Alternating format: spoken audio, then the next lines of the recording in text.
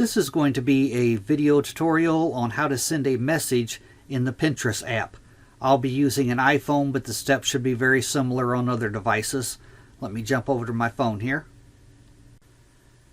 Okay, I have my phone opened up now and I am on the Pinterest app.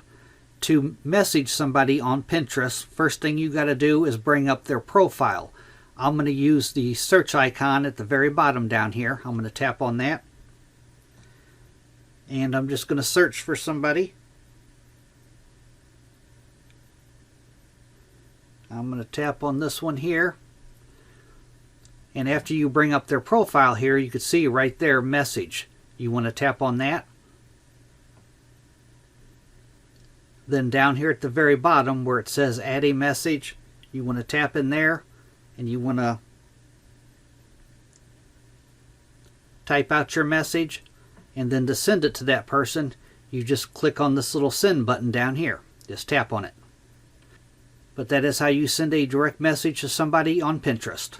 Thanks for watching.